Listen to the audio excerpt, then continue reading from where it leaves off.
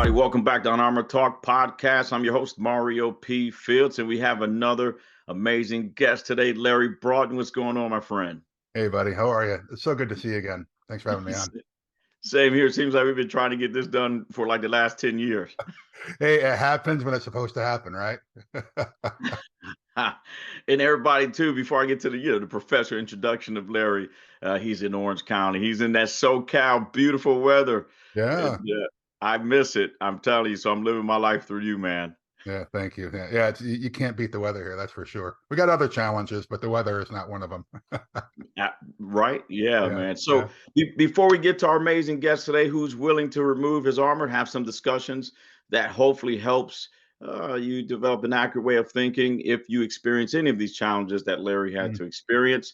Thank you, everyone, again for continuing to support this podcast. You guys know the deal. We keep growing and we keep developing, but the most important thing is we're helping at least one person. That's the goal. That's the metric. Help one person per episode. And you guys are helping me and the amazing 80 plus guests do that. So thank you so much. And don't forget, if you want to learn more about my nonprofit, go to www.stillservinginc.com as this school year starts. And we're going to start cutting some more checks for these students in low income communities here in North Carolina. Enough about that. Everyone, I have Larry. He is a United States Army veteran, but not just a soldier there. He's a Green Beret. Not everybody can do that. But he's from the Special Forces community, also in the private sector, business, CEO, author, and more. So I'm going to shut up and turn it over to Larry, my friend. Larry, welcome. Hey, Mario. How are you? Good to see you. Man, I Yeah. tell you, if you could do me a favor, tell the listeners and viewers just a little bit about yourself, Larry. Sure. I had an author or a journalist describe me once as a schizophrenic entrepreneur. I think he meant that in a good way, but the truth is, I've got a lot of different interests, and I think what most people know me for in the entrepreneurial space is that I have been in the hospitality space since I got out of the military, and I kind of fell into this working at a no-tell motel in San Francisco, and that ended up becoming one of the first boutique hotels in the country. I became a partner in that hotel company, and then after a few years, had realized that I was a primary leader stuck in a secondary leadership role. You probably know what that's like. You've probably seen that in your career, right? And so I just wasn't getting my needs met. So I went out and launched my own business. And then over the years, as we started seeing some pretty incredible success, I started speaking at events. And then I started speaking all around the world on all kinds of things, mainly entrepreneurship and leadership based on my experience in the military first, in special forces, as you had said. And I've owned a few different businesses over the years. I do coaching and mentoring now of entrepreneurs and leaders and high achievers. I still do the hotel industry. And over the last several years, I've done a lot of TV and MSNBC, CNBC, Travel Channel, that kind of things. So I am all over the place. And as you said, I've got a couple of books out, a couple of bestsellers. I'm just trying to serve, man. Like you said, still serving, and that's my life. And the thing I'm most proud of, though, is that I'm a dad. I'm a dad, so that's the most rewarding thing that I've ever done. I had no idea how awesome that was going to be. Yeah, there's no book in the library that gives us kind of the blueprint on how to be an effective father. And everyone, if you guys want to check out the things that Larry's doing, making a huge impact globally, go to his LinkedIn page. Again, I wanted to turn over Larry because I went on his LinkedIn page. I got my pom poms out, and I mean, you talking about someone still serving. I mean, Larry turned it up. Well, listen, I think when you, particularly for men, but I think for all humans, when you stop serving, you tend to lack your purpose. And when you lack purpose, you start dying, as far as I'm concerned. Hey, brother, you and I know people who have done the ultimate, and that is that they've ended their own life. Right. And besides their own demons that they're dealing with, many times it's as if they've lost their they often say they lost their purpose. They don't have the same meaning in their life that they used to have. I went through that phase in my life. I get it. I get it. Right. Right. And so, yes, I would encourage anyone, serve. Serve when you don't know what to do, serve someone else.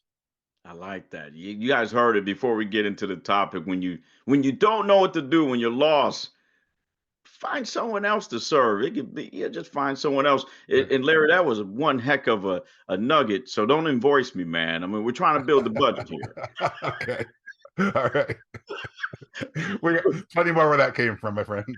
Hey, man, that's pro bono, brother. That's right. That's a freebie. That's a freebie. That's a vet discount. Yeah. Well, yeah, and I'm glad we started this discussion without armor all positive because Yeah. let's just jump right into the topic. You've Right. experienced a lot of things. You're almost 10 years, in the Army, special forces, Yeah. lots of challenges, a Sure. lot of things you did not expect. Yeah. But from my basic understanding, something recently happened that nothing could have prepared you for, my friend. Yeah. Well, listen, life's a journey for all of us. It's got ups and downs, and we go through valleys and mountaintop experiences. And I'll tell you, when I first got out of the military, I had no idea the challenges of absolutely being lost. No idea. I was I I don't know. I felt like I was off in the wilderness. I Yeah. went from serving, like you said, in Special Forces A teams, where these are type A, hard chargers, excellence is the standard, to all of a sudden I was in the business arena where there's a lot of mediocrity. I was one of those people, like, standing at the edge of a 6-story building thinking if I just took a leap, life would be a lot better. Thank God Right. that didn't happen. And then, I've had to, survive the economic ups and downs, and particularly the pandemic that hit when, don't want to get into that, but for many of us, our businesses were ripped out from under us Yeah. with no fault of our own. They were shut down, shuttered, and whether it was 30 or 90 days to flatten the curve and our business would be open, it didn't happen in the hospitality industry. And for many folks that are in the hotel industry, they own or operated hotels that never reopened. In fact, some of the markets around the country, 25% of the hotels are never going to reopen. So think about this. You still have to pay mortgages on these businesses that have zero revenue coming in, right? So that was a crush. I think the thing that you're referring to, though, is that about a year and a half ago, after spending an amazing day with my son, he was 17 years old, was in a car accident, and it took his life. Hmm. And I was the first one on the scene. Like many parents, you have these tracking devices on your phones to see where your kids are. Right. Uh, and Yeah, and that was the most devastating, Hmm. crushing experience in my life. And I think, for someone who's a little bit more advanced in age, and I've seen some pretty grisly things, nothing Yeah. prepares a father to see a son in this situation, in this condition, you know. So that was pretty rough. That was pretty rough. And it took me a long time before I got my legs back under me. And I didn't know, Yeah. what life was going to look like on the other side. And you and I've talked before the show, and I've always kept you, Larry, in my prayers as the grieving process Yeah. that I believe it never ends. But you mentioned the word devastating, and I believe we have a lot of listeners and viewers that have things happen to them that they believe it's devastating, from, like you Yeah. said, a loss of a child, Yeah. or well, divorce. If you can help us, how did you think? How did you think through that? What did you do to start to get past that devastation of the loss of your wonderful 17-year-old?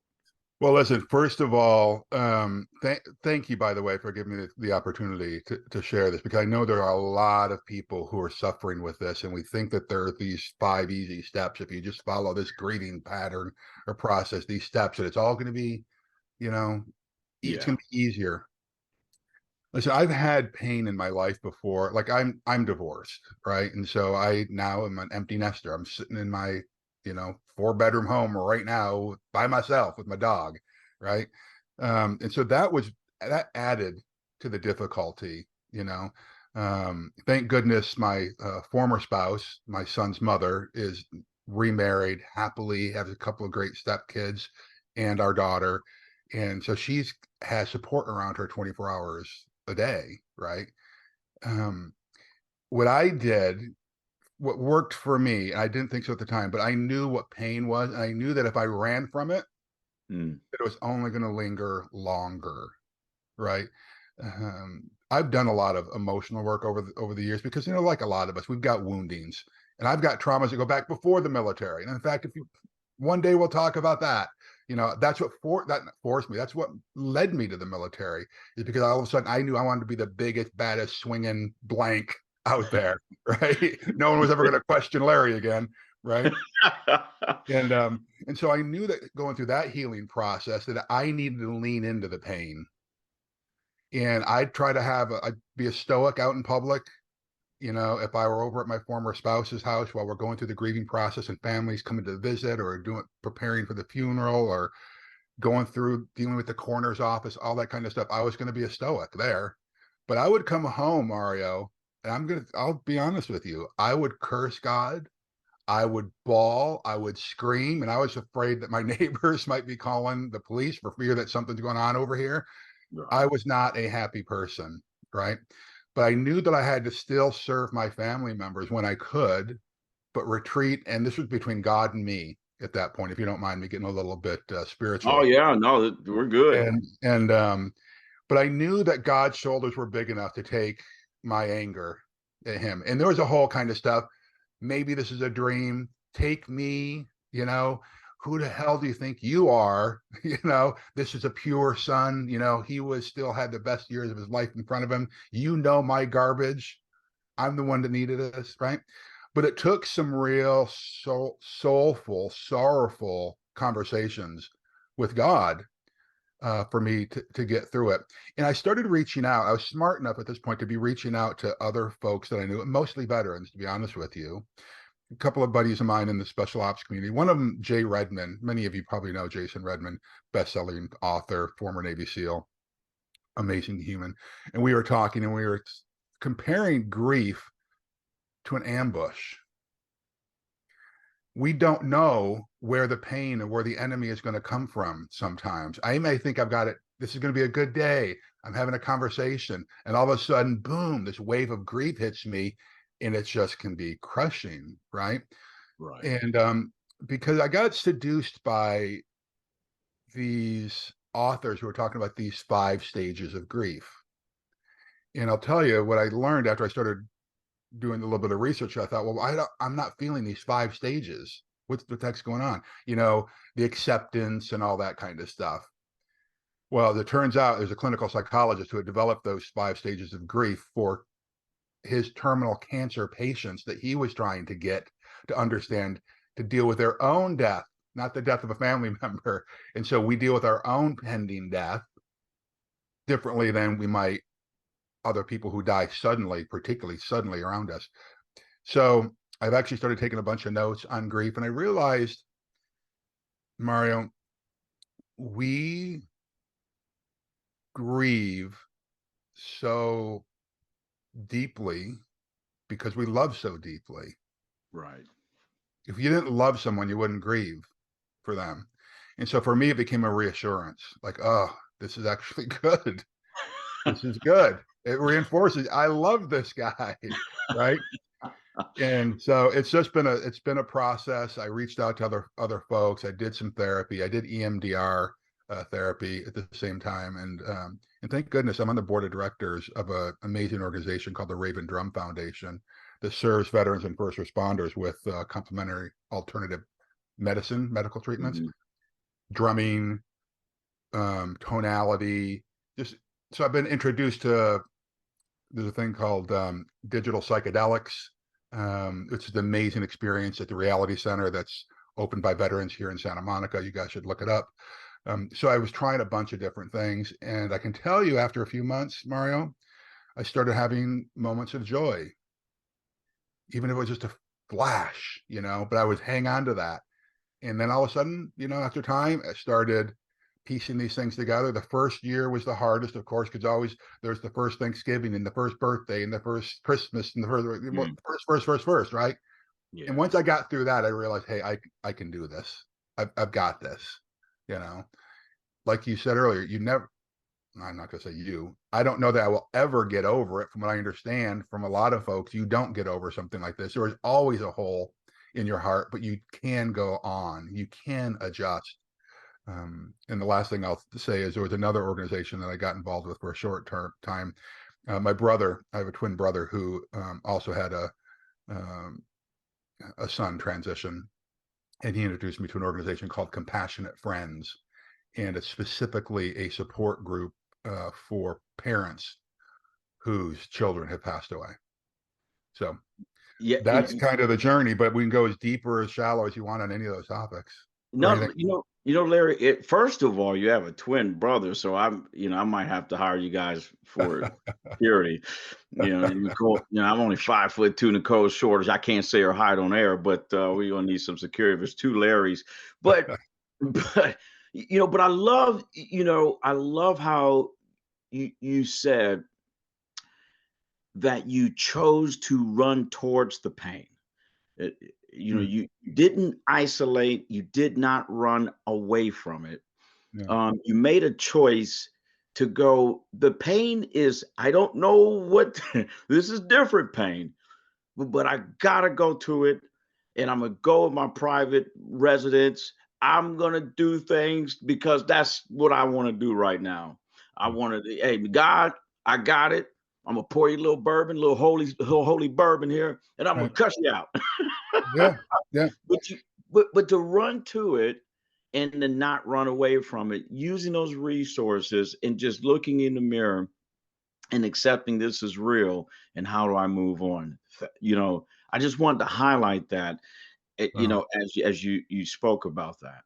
brother, listen, you are built similarly to I am in that, and many of your listeners are, viewers are. My son used to comment on this all the time. Reflexively, folks like you and I, if you see a car accident, do you drive by or do you pull Sure. over and help? We run towards it. You run towards it, right? This is what separates us from a lot of folks. And I'm not being braggadocious. I'm telling you, that's how I'm built. And I Exactly. didn't even realize it. You just said that, like, oh yeah, that's kind of how I'm built, right? Because you are, and sometimes you don't even realize how you are until somebody holds the mirror up and says, hello. Yeah. And well, also listen, in the recovery community, just opened up my kimono there. In the recovery community, they say that my best efforts got me here. All right. So if you're an addict of some sort, you think you got it under control. I can white knuckle this and I'm going to, live a sober life. But without support, without moving towards the pain and dealing with it, so I knew I'd done enough running in my life, Yeah. for the first, I don't know, 40 some years of my life. Instead of dealing with that trauma that I had when I was, in my teen years, I ran away from it and I ran towards what? The military, towards the Green Berets. And then when there's another pain, I ran towards something else instead of turning around, holding up my shield, taking out the sword and going to battle with the source of the problem. I ran to some other challenge, problem, opportunity. Sometimes you have to fight the demon in front of you instead of go fighting another dragon. Yeah. And the other thing too is how your family dynamics actually put you in a fighting hole, all right? And for my non-military listeners and viewers, that's in combat, if you will, when we're deployed, not in combat, we call it, you call it a one man one woman fighting hole, Mm-hmm. where you're just in it by yourself. And Yeah. here you are, your one man fighting hole was your house. Yeah. Where you have all of this turbulence, some uncharted waters, Yeah. and you're by yourself. And I love how you went to your spiritual foundation You started to call some folks in your network, Yeah. and how you leverage the resources, that's people, that's your spiritual belief system, to Yeah. where we see Larry Broughton today, um, doing amazing things, still helping people and helping people through removing your armor to have these discussions. And Well, I just appreciate it. yeah, and I'll wrap up with this. I think that most of us feel, I think, and again, particularly men, I'm speaking from a man's point of view, but I do think this is all of us, or most of us, to a Yeah. certain degree, but definitely more for men, is that we think if we let the armor down, that we're going to reveal our weakness. And you are, but guess what? That becomes very attractive to your friends. If they don't know that you're hurting, they can't support you, right? Right. If you can't say to God, who knows all of us, right down to our every hair on our freaking head, if we can't admit that, hey, I don't know which direction to go, I am really suffering, I need your help, then they can't or they won't help. But vulnerability takes courage. It's a sign of strength. Now, obviously, we need to have discernment. You're not going to walk into a board meeting. Oh, my cat died, and please cut me some slack today. Mr. Chairman, I would like to Yeah, exactly. Mr. Chairman, I would let you know I need a month off because my parrot died. Yeah, What? exactly. Yeah, let's use some discernment in that, right? But vulnerability takes courage. Yeah. It truly does. And so just reach out to your friends. Do not isolate in these situations is my word of advice. Well, everyone, you guys heard it from Larry Broughton. Lots of tips. Don't isolate. Reach out to your network. But the most critical thing is let people know you need help. Let them know. Remove your armor. Have the courage, like Larry talked about. Being vulnerable is not being weak. Have some discernment, but let folks help you. Yeah. And we believe, I can say I believe, that while living, whatever life presents, whatever challenge, you can get through it if you just think through it. Larry, thank you so much. I know you're having fun out there. And oh, by the way, everybody, it's like 3 in the morning in SoCal. You gotta get off live. But it is early, so I appreciate Larry getting up early and coming on the show with me. All right. Thanks, brother. It's so good to see you. Thank you so much. Likewise, my friend. Well, everybody, you guys know the deal. Until the next episode, be safe out there. God bless you, and God bless your family and friends.